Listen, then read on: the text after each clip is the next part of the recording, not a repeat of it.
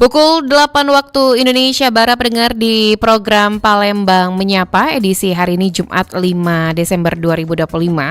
Badan Penanggulangan Bencana Daerah atau BPBD Provinsi Sumatera Selatan ini menyebutkan 3 wilayah di provinsi tersebut telah menetapkan status siaga darurat bencana hidrometeorologi.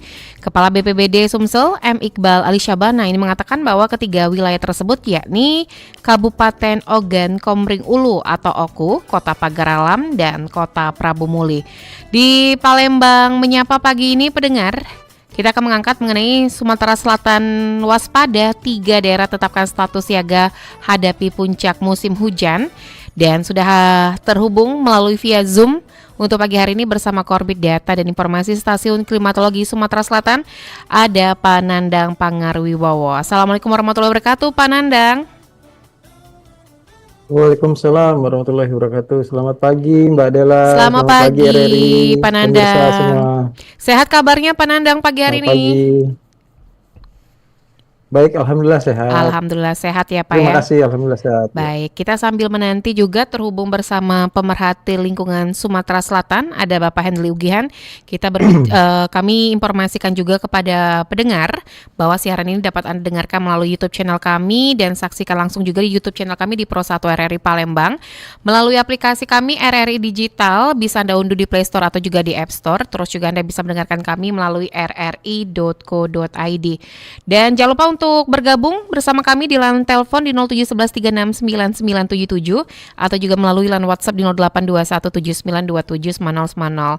Pak Nandang, ini dari BPBD Sumatera Selatan ini sudah menetapkan ada 3 daerah berstatus siaga untuk menghadapi puncak musim hujan. Dari BMKG juga nih, dari informasi Stasiun Klimatologi Sumatera Selatan, daerah tersebut yang tadi sudah sempat disampaikan, ini untuk perkiraan puncak musim hujannya sendiri, ini kapan nih Pak Nandang?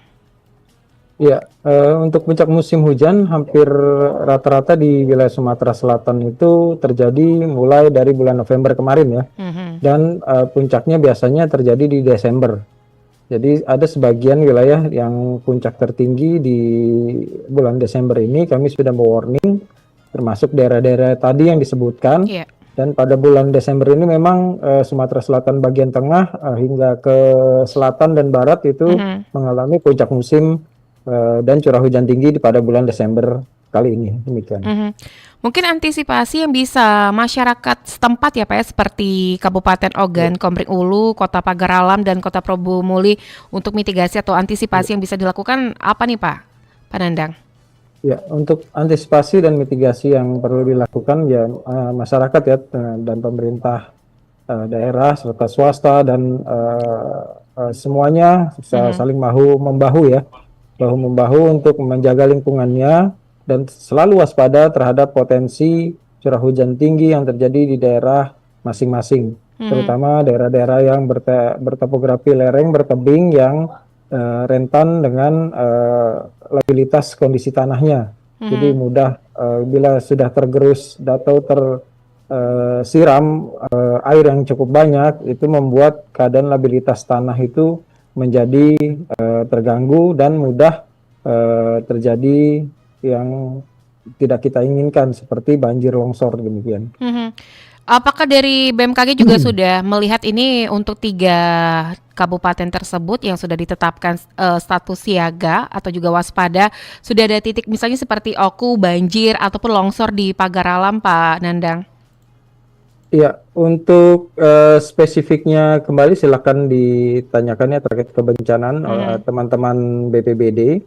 Namun kami mewarning bahwasanya tidak hanya musim hujan kali ini aja, musim hujan yang lalu-lalu terkait dampak pada musim hujan ini patut mewaspadai peningkatan intensitas curah hujan yang dapat menyebabkan gangguan pada labilitas tanah di daerah tebing berlereng khususnya Sumatera Selatan bagian barat. Dan daerah-daerah tersebut itu biasanya kalau di Sumatera Selatan kita kenal daerah-daerah yang di Sumatera Selatan bagian barat itu adalah seperti Oku Selatan, bagian Muara Enim, lalu ada kota Pagar Alam, Oku, lalu sebagian Empat Lawang, Lubuk Linggau, sebagian Musirawa, sebagian Lahat, itu daerah-daerah yang notabene bertebing dan berlereng, dan itu bila terjadi hujan terus-menerus itu akan mengganggu labilitas tanah yang ada di sana, dan masyarakat dihimbau untuk tetap selalu waspada terhadap kondisi hujan terus-menerus yang terjadi di daerah tersebut. Dan kami juga menghimbau daerah-daerah yang berada di bantaran sungai, yang dilewati sungai itu juga berpotensi kalau airnya cukup deras itu akan mengganggu keadaan labilitas bantaran sungai dan menimbulkan genangan, demikian. Pak Nandang, mungkin banyak dari masyarakat kita ini kurang paham soal mengenai bencana hidrometeorologi. Nah, jenis bencana hidrometeorologi yang mungkin yang paling sering terjadi di Indonesia, terkhususnya di Sumatera Selatan nih, jenis bencana hidrometeorologi seperti apa nih Pak Nandang? Mungkin bisa memberikan edukasi juga kepada masyarakat kita.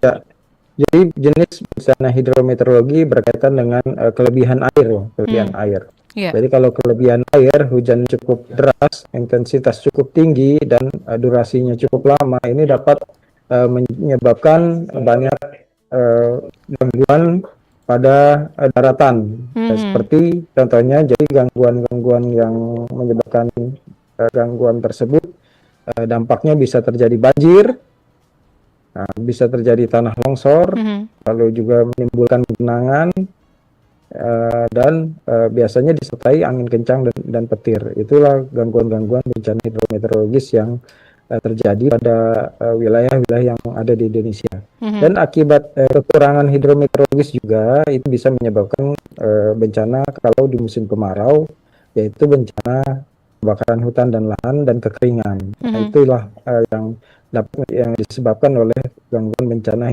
hidrometeorologis yang ada di Indonesia, demikian. Baik, ini ada pertanyaan yang masuk nih Pak dari pendengar kita di Pro 1 RRI Palembang. Mungkin selamat pagi Pak Nandang, selamat pagi Pro 1, salam sehat selalu untuk kita semua. Adakah kemungkinan Sumatera Selatan, mungkin terkhususnya kota Palembang, ini terjadi bencana seperti di daerah Sumatera lainnya Pak? Mengingat airnya itu seperti tsunami, karena kalau dilihat ini sumber airnya tidak tahu dari mana, tapi kejadiannya seperti tsunami pada Aceh beberapa tahun yang lalu. Dari ini nggak ada nama, silakan Pak Nandang, boleh ditanggapi. Iya, pada dasarnya bencana bisa terjadi di mana saja. Jadi kemungkinan itu bisa saja terjadi. Jadi kita tidak bisa mengatakan itu tidak terjadi, tapi mungkin saja belum. Tapi karena akibat dampak-dampak perubahan iklim yang terjadi saat ini, dan daerah-daerah yang tadinya bisa bertahan terhadap curah hujan tinggi, nah ini mengalami pergeseran. Ini adalah yang menyebabkan gangguan-gangguan hujan yang Anda berada di frekuensi yang tepat untuk mengikuti seluruh ragam acara RRI Palembang yang bisa Anda dengarkan di seluruh jangkauan siar yang ada di Sumatera Selatan.